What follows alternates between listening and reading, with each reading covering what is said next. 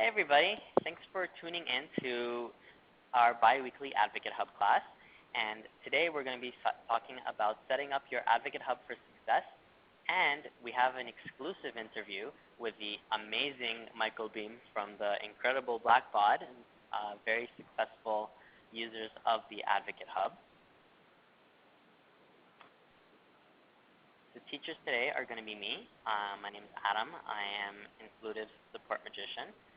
And our amazing Michael Beahm over here, as you see, is he's Customer Advocate Marketing Manager at Blackbaud. And we're going to be doing it interview style. And hopefully he can share his immense knowledge with you guys. Some questions to ask yourself: is this class for me? If you're interested in hearing a first-hand account on how Blackbaud prepared for a successful advocate marketing program, this class is for you. You're going to find a lot of useful information. They're still a new hub, but they've been incredibly successful because of all the effort and all the hard work they've put in, and hopefully we can learn a lot from them today. The objective of the class is to learn how can we prepare our Advocate Hub for success. That's the main goal, and what we hope to understand by the end. What we're going to be going over today, we're going to be looking at some background information on Michael, on his company, and on their advocate marketing program. We're going to be looking at the before stage of their planning for the Advocate Hub.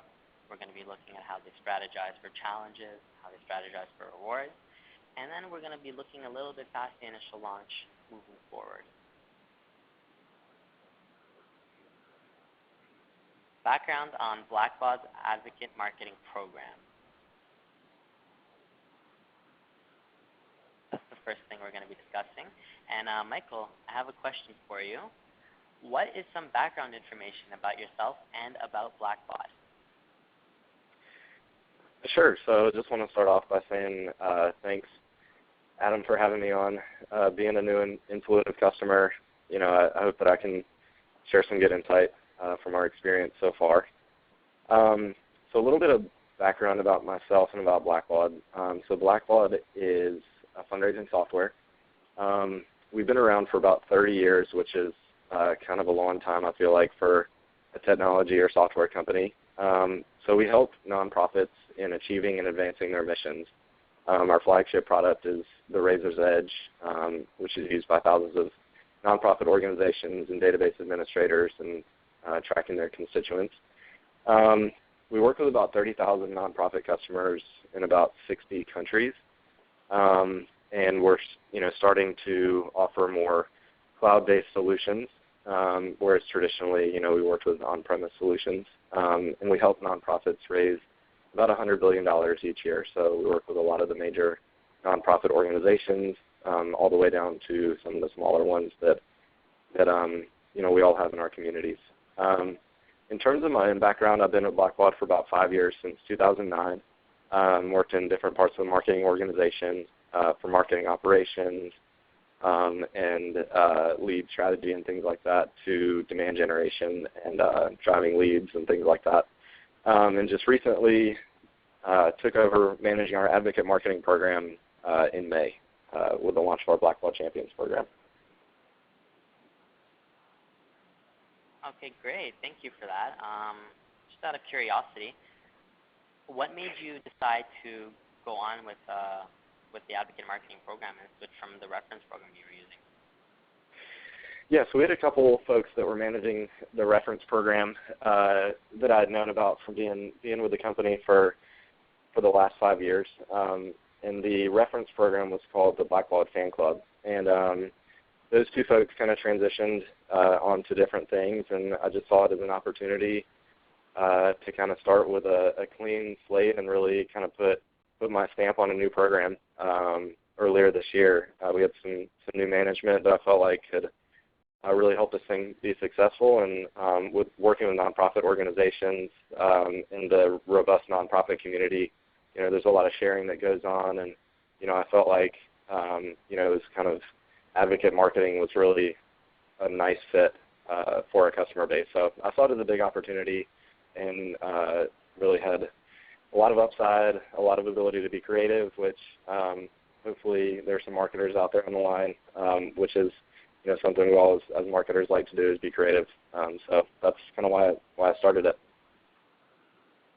That's awesome. It's really great to see you so involved, and I really like how you mentioned creativity. It's one of the biggest things that has to do with advocate marketing, and it's a great feeling to expose your creativity, and this is a great outlet to do it. So moving on, I just wanted to ask, what led your company to implement a customer marketing program in the first place?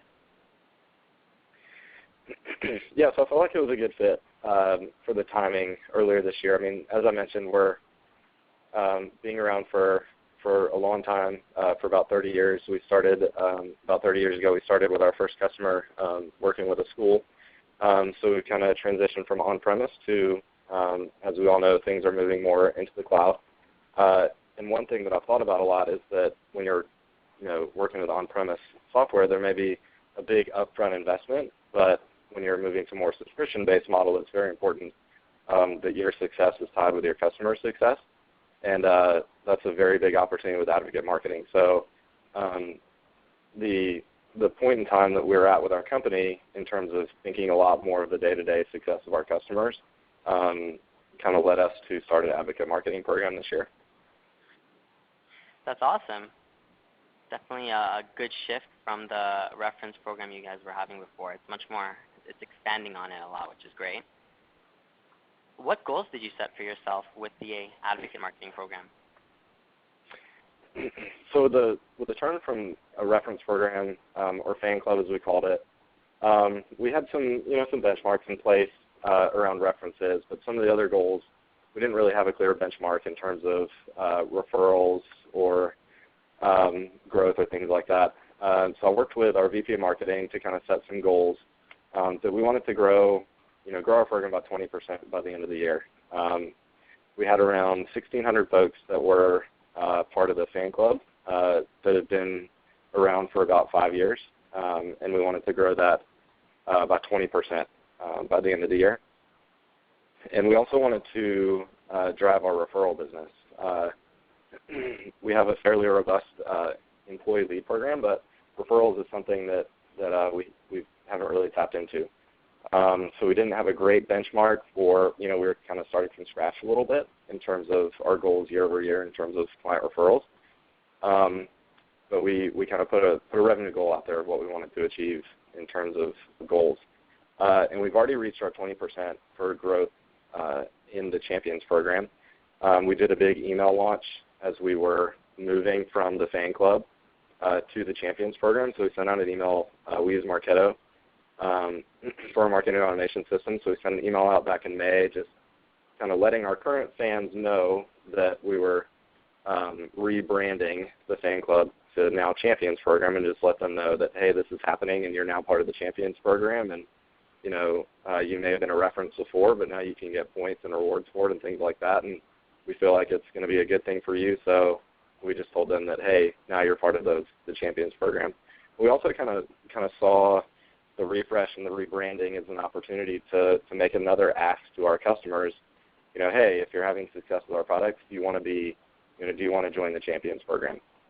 So we had about 15% growth just in the month of May from our email campaign back to our current customer base, and got a lot of new signups in the first week of people that wanted to join the program, just because I think there was a lot more incentive for them to join the Champions program with the points, the rewards, and things like that. So we were, early on we felt like we had achieved success in terms of growth of the program.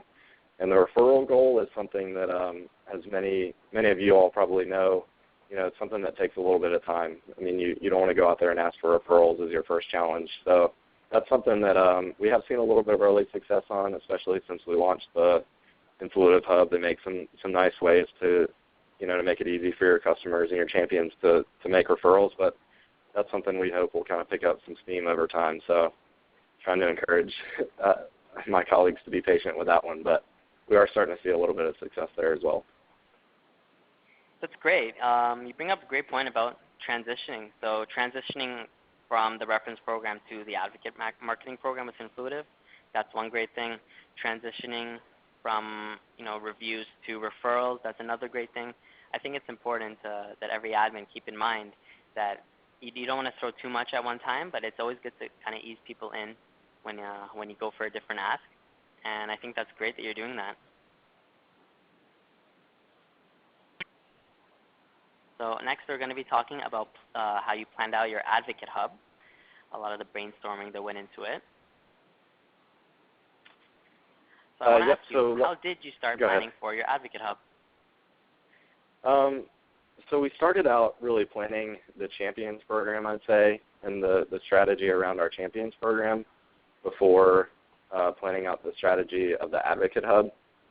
Just how it worked out for us with the fan club being in existence for a few years, and deciding that we were going to rebrand and refresh to the Champions program. We kind of built out that strategy and felt like, hey, if this thing is successful, then maybe we can, get a platform such as Influitive, if it's successful and we feel like we can show some ROI from it. So we really started to see some of those pain points of kind of piecemealing, an advocate program over the summer. We had a good strategy for it, and we had, some customers coming into it, and they loved the idea of rewards and points and how that offered them so much more than just being a reference. But we really needed something like the AdvocateHub to really scale the program, which is probably, a need and a pain point that a lot of you all on the line felt. So over the summer, I was doing a lot of cultivation. We started a LinkedIn group for our Champions program, and just kind of starting to do a little bit more of one-on-one personal interaction, launching a little version of some challenges inside the LinkedIn group. But I felt like it was important to our success, that some of the early success that we're seeing now with the Influitive AdvocateHub, just to do a little bit of cultivation beforehand, and whatever that looks like for your company. For us, it was a LinkedIn group, and doing a little bit of one-on-one interaction and putting some challenges out there. I began to see that, what sort of challenges people liked. We have a big annual user conference, and I saw that our advocates really love that conference, and they like talking about it. And so I tried to get our, try to build a little community in there, in the LinkedIn group, and that was some of the basis, so that when we launched the AdvocateHub, they had already begun networking with each other as advocates and things like that. So I think they had a little taste of what the AdvocateHub might entail with some of the cultivation we did over the summer. That's so great. I think that's amazing. It's important to keep in mind, LinkedIn worked for you. That's awesome. And I know some other companies will use their own community. Some companies are heavy on Twitter. So it's really great to see when a company kind of eases people in. They give them an opportunity to speak with each other, to discuss, to speak with the company, to speak with employees. I think that's a great way to build trust. Everybody wants to be an advocate if they love your product. There's benefits for them, and it's a good way to bring them in.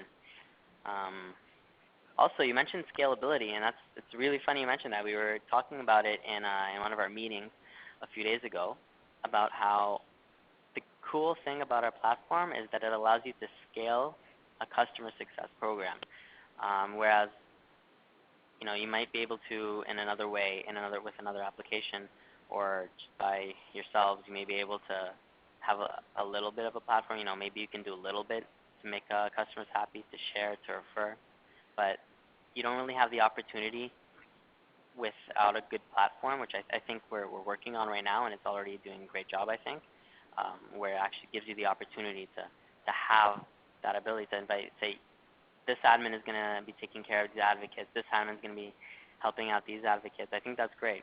So good on you for that, for noticing that. Next, I just want to talk to you about how you plan on transitioning your customers using the old reference program to the new one. So we kind of talked about this before. If you have anything else to add, that would be great. Otherwise, we can move on. Yeah, we wanted to let our current advocates know that they were part of the Champions program already. There's nothing additional they had to do. We kind of grandfathered them into the new program, but also kind of used the rebranding and refresh as an opportunity just to reach out to our new customers and just ask them. I feel like we're with 30,000 customers being a fairly large organization, sometimes it's just hard to know about all the opportunities going on within our company. So we just kind of used it as an opportunity to ask, and we saw quite a few customers, get excited about the new program. So don't be afraid to ask. Don't be afraid to ask. That's quotable over there. I like that. And what was your plan to attract customers into the program? Did you have any specific value prop? I know you talked a lot about rewards. Was there anything else that you wanted to speak about? Yeah, so we, like I said, we kind of had our strategy. We kind of built out our strategy for our Champions program. We kind of looked at some other companies in the B2B space that were doing advocate marketing, and we kind of came up with our own little rewards and point system. It certainly wasn't robust to the sense that it is now in the AdvocateHub. But we put them on our website. Said, hey, here when you reach this amount of points for doing references or holding a user group or tweeting about something on social media, this is how many points you're going to earn. We came up with four kind of basic challenges. We came up with names for them, like a quick fire challenge is 25 points. So we really tried to kind of piecemeal it ourselves, and you can find that on our website. I'm still kind of going through the audit of our content on our website now that Infloat is up and going. But we kind of piecemealed a little bit, and folks were excited about it. Like I said, the reference program was beneficial to us, but there really was not much benefit to our customers if you really thought about it, other than networking with each other and kind of talking shop about our solutions and things like that. That's certainly a draw, but there weren't the points, there weren't the rewards, there wasn't the access or things like that to our company in the way that we have it now with the Advocate program.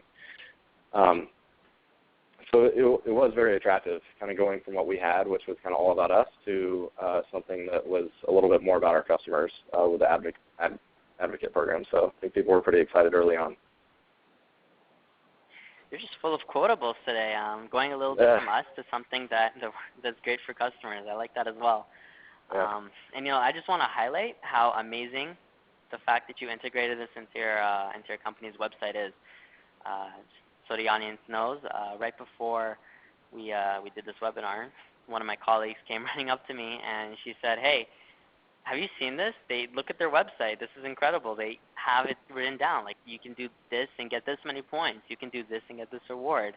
And I just think that's incredible. And it's definitely a good learning point and an idea to take to your teams, maybe even, to integrate this into your website. Let people know how amazing you are. Maybe seeing that's going to help one of your top employee prospects want to join the team. Maybe it's going to help your other customers see, wow, look at them, they care. It can go a long way, and I think that's a great idea. Moving on, we're going to be talking about strategy on rewards and challenges. So, Michael, what is your plan for challenges? What strategy have you gone with? So just a little preface, I am fairly new to launching challenges and things like that in the hub. So there may be some more seasoned veterans out there that have been doing this a lot longer than I have. But I currently launch around 3 to 5 challenges per week, and I went through onboarding with our advocacy coach about a month ago, and it's just incredibly helpful. And that was kind of what he recommended we do in terms of challenges. And I have a little reminder on my laptop that says experiment, fail, learn, and repeat. And I feel like that's very useful for business and for life. And that's kind of been my motto a little bit with the hub early on, is that experiment with something, see if it works. If it fails, then try something else, and something's going to become sticky before too long. And so there's a lot of variety in the challenge library that Infloat offers, and so just try different challenges. I mean, for us, we've kind of found that asking questions, some of the more fun challenges, asking folks to write product reviews for us because they enjoy talking shop. They're in the product all day. They want to get out there and kind of share their knowledge. some of them have been using our products for years and years, and they want a platform to talk about, to share their expertise. We found that inviting a colleague has been, very successful. People love the rewards and the points and kind of the newness of it, and so they want to invite some of their colleagues because they think they'll enjoy it too. So, try a variety of challenges and kind of see what sticks and go from there. It's great that you bring that up. We actually just released an Influid tip today on sorting challenges by dismiss count. Everyone watching, you can find that in the forums under the Influid tip section. So pretty much you can find out which challenges are being dismissed the most. You can also sort it by complete count, which challenges are the most popular. This can help you get an idea of what your advocates like, and that's definitely going to help out. I know it's helped out a lot of the people we've suggested it to already. Next, we're going on to your reward strategy. Do you have anything to share in terms of that, Michael? Yeah, so there's actually a blog post yep, it's up there on the screen right now. But this has been very helpful. Some of you all may have seen it, but it's an Influid blog post, The Hierarchy of Needs for Advocate Development. And this is what I've kind of used as my basis for creating rewards. And for those of you that have been through onboarding with Influitive, there's a great session on kind of creating rewards. And any of you that are in the VIP, Influitive VIP, there's a nice variety of rewards in there. But I try to have some physical rewards in there, whether it's gift cards or things like that. Recognizing folks, I've been quick to, adjust points or, write a little comment in there if I feel like someone's really gone above and beyond in an area. Empowerment is a big one. Like I said, the reviews have been very popular because, people aren't thinking about, how to write a review on software advice or some of these, Trust Radius, some of these review sites out there, like those of us in B2B business may think about. We think about it, how much we use Yelp and some of those, recommendation sites in our day-to-day lives. I mean, getting our advocates to talk about the software and solutions that they're using on a day-to-day basis really empowers them to share their expertise. The VIP experience, giving them access to our executives and to our team here at Blackbaud in a way that they never have before is something new and exciting for them. And also influence. We haven't really done this one too much yet, but putting some rewards in there about being featured in a customer case study, being a blogger on our nonprofit Engage blog. Speaking opportunities. I can think of a few advocates now that would just love the opportunity to kind of be a thought leader. So you're going to have a variety of different advocate needs, and I love this infographic that Influid put out there, and it's just been a helpful resource that I can share with my peers at Blackbaud that aren't thinking about advocate marketing as much. About, hey, this is what our customers may want, and just getting myself and our my colleagues at Blackbaud to kind of put ourselves in the shoes of our customers and think about what they want on a day-to-day basis. So I try and build the rewards catalog a little bit around this. I love it. Great. It's good that you're taking this and utilizing it. Every advocate has different needs, and if you just have, gift cards, or if you just have these cool shirts or bracelets or, Microsoft Surface or an iPad, you're not going to reach everybody. So it's good to have variety. It's good to reach out to their needs, and it's definitely good to provide them with the different levels that will make them happy and help them continue to be good advocates for you. Yeah, and one just side note real quick. In Influitive, there is the feature on the admin side that shows which rewards your advocates have set goals for. And I think that's a good kind of litmus test of, is this a good reward? Has somebody set a goal for it? And so, I've tried to kind of keep track of, if our advocates are setting goals for rewards, then it's probably a good one. That's a great insight. Like I was talking before about sorting challenges by dismiss count or by complete count. This is the same thing pretty much. You can figure out which rewards are popular based on how many people put it on their wish list or goal list. So that's really great. Now we're on a road trip. We're going to be moving forward over to this question, which is about how proud we are of you, and what we want to know is if you're proud of yourself as well.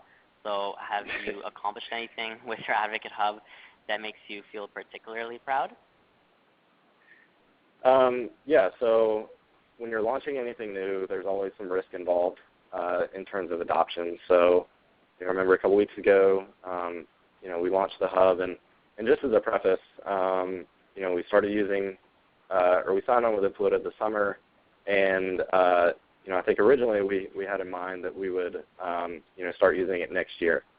But as I talked about with kind of piecemealing our advocate program a little bit and just seeing a lot of the pain points and seeing that our customers were getting excited about the new program, we kind of sped that process up a little bit, and we have our annual conference was last week in Nashville, and we kind of felt like the conference would be a great launching point, to share with folks, with customers about the new program, for them to demo the hub, and so we really were kind of aggressive with getting our Advocate Hub launched in time for our conference. And so we launched the hub the week before the conference, which I won't recommend for everyone. It was kind of a crazy 2 weeks for me. But we launched the hub, and I think the timing of it was actually pretty good, because I think people are thinking about, if you have a big user conference annually, your customers are going to, your customers are attending the conference, they're going to be thinking about it a little bit more. A lot of times there's a hashtag or something like that with a conference, so people are thinking about sharing socially and just networking with other customers a little bit more than they may usually throughout the rest of the year. So I think with that in mind, with the conference coming up the following week, some of our most engaged advocates were, I think the time was right for them to, adopt something new. So we had some early success with the platform. We had 100 engaged advocates within the first 24 hours, and that was extremely exciting to see. I mean, just to kind of be in the admin view and see people completing a lot of activities was very exciting, and I think it spoke to not only the strategy that we had with the Champions program, but also, as a software and technology company, we're thinking about the user experience and things like that, and it was cool to see people doing multiple challenges, early on, and just seeing people kind of go through the starter challenges and do multiple challenges. I mean, any of you all that have talked with the folks in Influid have talked about, the stat that when a customer or when an advocate goes into the hub, they may do, 2.3 challenges or 3 challenges at a time or something like that, not just one. And I think I saw that stat really coming true early on, is that people were doing a few challenges and not just one. And over the summer when I was doing the LinkedIn group, that you can only kind of do one post or one challenge at a time. So it was very exciting to see people doing, kind of killing two birds with one stone, doing a lot of challenges, when they were in the hub, and kind of taking advantage of that time. So we saw some good early adoption of the Advocate Hub, and I think we're closing in on 200 here after a couple weeks. So we're seeing some good engagement, and my big focus now, and I can probably listen to some of you all on a future webinar, is how to keep these folks engaged beyond just the initial success. Great. We actually do have a class on re-engaging advocates, but there's always different things going on, so it's always good to relook at it and update these. Definitely something we can look to doing again in the future, maybe with different content, maybe more personalized field examples even would be good. Now we're going to be looking on positive reactions, and in this case we're going to be looking at positive reactions from your advocates. How have they responded to you so far with the advocate marketing program? Yeah, so I think they've been very excited. I mean, one of the starter challenges, as anybody that's launched the Advocate Hub knows, one of the starter challenges you can put in there is, go introduce yourself and say something in the community section of the hub. And it's just fun to see our customers go and do that and kind of share, what products in, or, what they do, and, just write maybe how much they like the platform and the ease of it all and stuff like that. So it's all been very positive. There's been very little, negative response to this. I mean, they're getting points and rewards. What could be there? What could not be to like about it? So, and as someone who's been in demand generation for a few years, sending email or, going to conferences or trade shows or, working with business development teams and, that do cold calling and things like that. I mean, that's all part of a multi-channel strategy, and that stuff is important, in terms of having a well-rounded marketing strategy. But, I think something I've learned is that, our customers don't always want to be interrupted from their day-to-day business. I mean, they're not thinking about us, as, their company all the time, and they want to be delighted. And I think one of the cool things about the hub is that, more times than not, advocates are delighted when they get in there. They're experiencing fun challenges. They're getting to talk about their expertise, and they're getting to be rewarded for it. So, like I said, what's there not to like? Our customers have been very excited about it. Winning rewards. What's there to not be delighted about? I totally agree with that. It's true. It's definitely true. So, Michael, what have you learned, and what will you be changing as you move forward with Blackbaud Champions?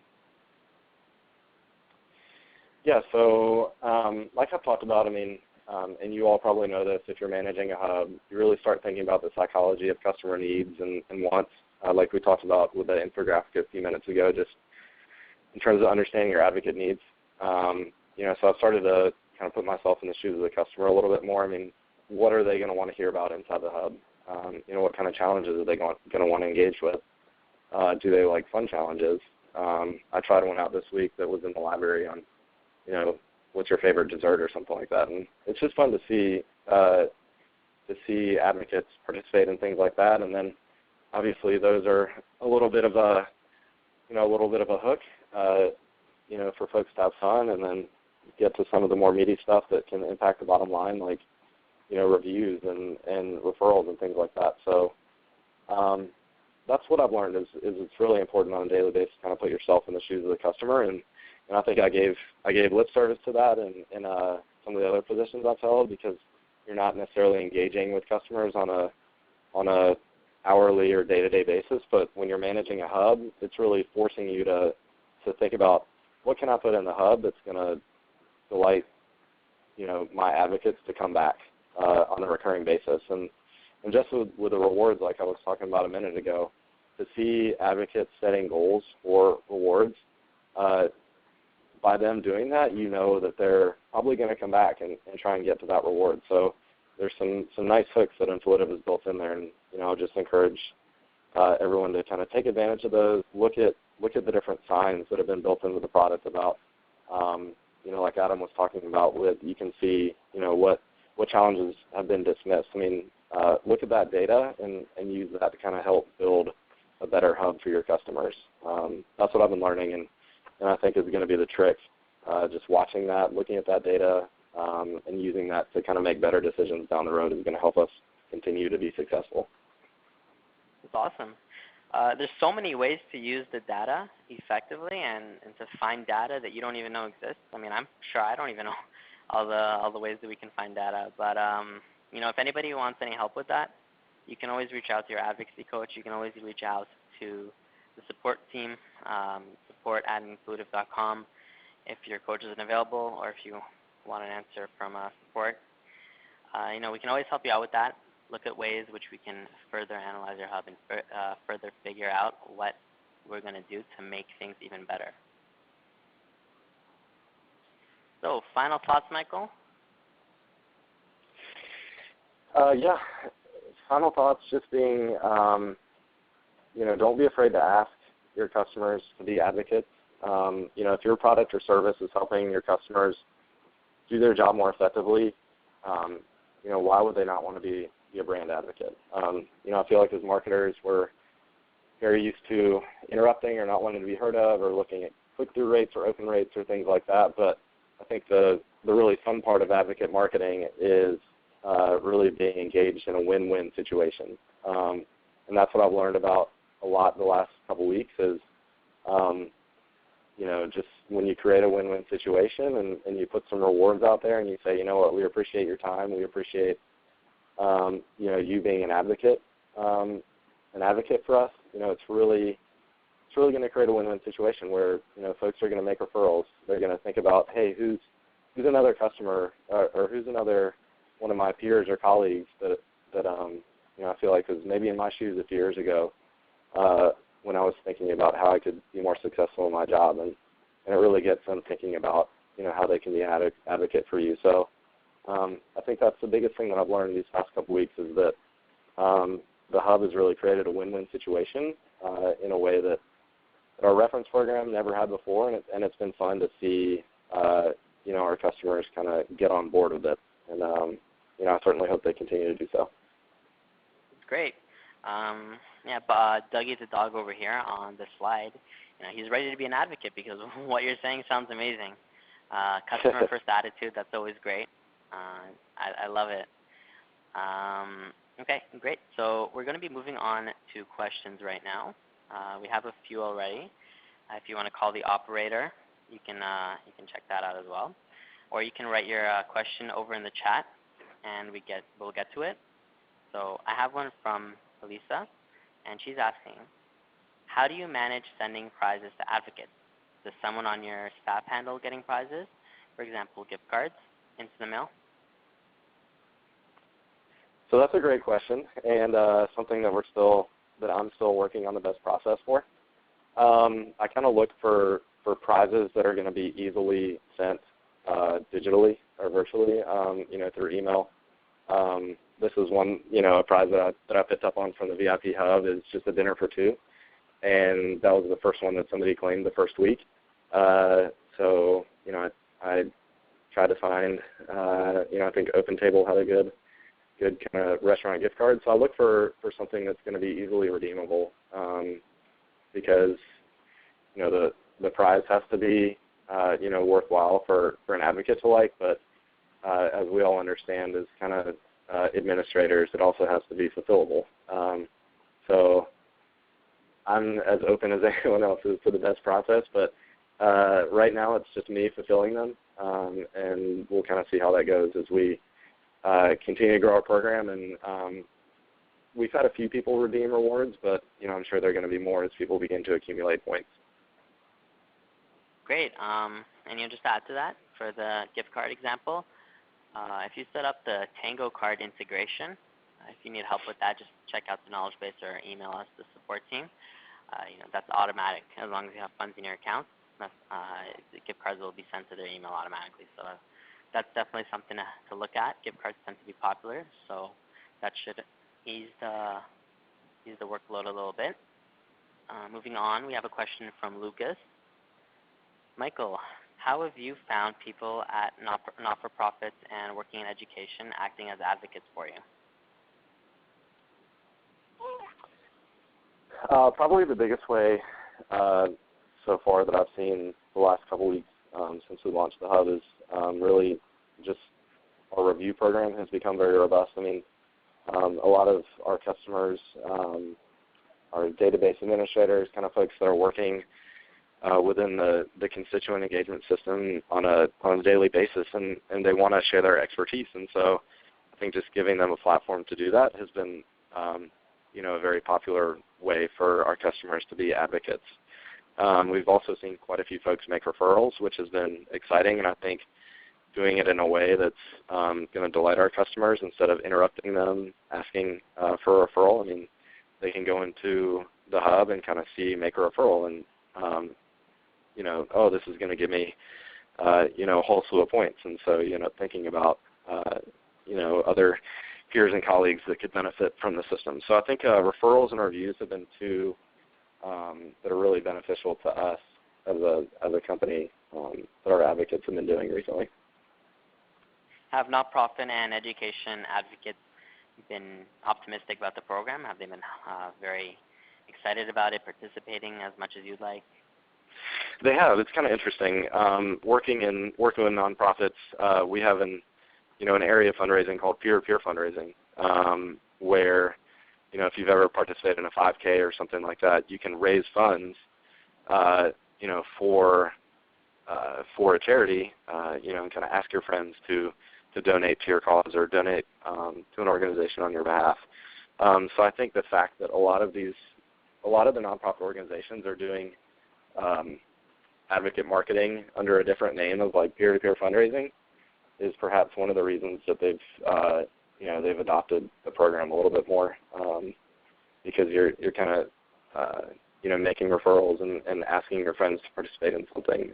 So that's what I was kind of talking about a little bit earlier. It's just I felt like with our customer base, it was kind of right for this sense of community, the sense of networking, the sense of advocating and being rewarded and things like that. So it has been very welcomed by the nonprofit and education space.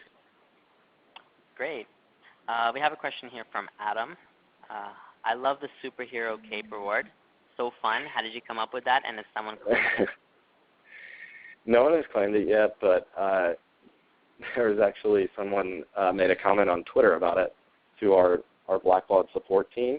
There was a conversation between this advocate and our Blackbaud support team about a superhero cape, and our support team member for Blackbaud pinged me and said, "I think you would make this guy's year if you put a superhero cape in the rewards catalog." And I said, "I absolutely will." So I put a superhero cape in there, kind of knowing that it was out there for this one guy, and he totally found it, tweeted about it, and he's working his way up to get it. So it's kind of fun, and I saw him at the conference last week. So it's kind of fun to have that even though we have a lot of customers, or even if you may have a lot of customers out there, kind of the fun thing about the hub is you get to know people on an individual basis, and that's, when it boils down to it, I mean, that's what advocacy is all about. You get to know someone, and they, they're willing to be an advocate for you, when you go above and beyond like that. So that's kind of the fun and the creativity of it all in working with the hub. That's amazing. I love that. Just so the audience knows, I am actually wearing a cape as well. The Superman influitive cape. I wear that every time I do a class, just to have some style. Anyways, moving on to questions. These are actually from the challenge in VIP, the one about the AdvocateHub class. We asked you for questions, and we have some here. Some of these might not be for you, Michael. In that case, I can jump in and help out. We have a question here from Joanna. How do you engage employees as advocates, if you involve employees at all? So I'll start with that one. We have not begun engaging employees as of yet, but it's in our plans to. We're going to do some segmentation and things like that that you all may be familiar with that you can do with Influitive. So it's definitely on our roadmap. We have about 2,500 employees, so we feel like we can engage a lot of our employees in helping us get the word out about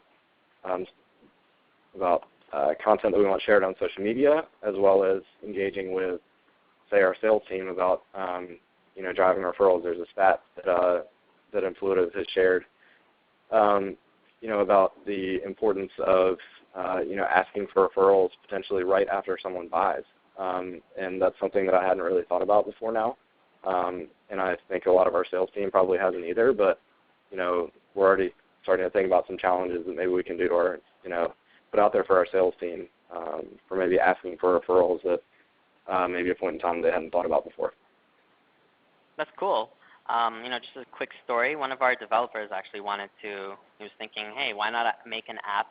I want to do a clean eating challenge for the team, so I'm going to make an app about it. Then he realized that everything an app would do, he can do it in Influitive.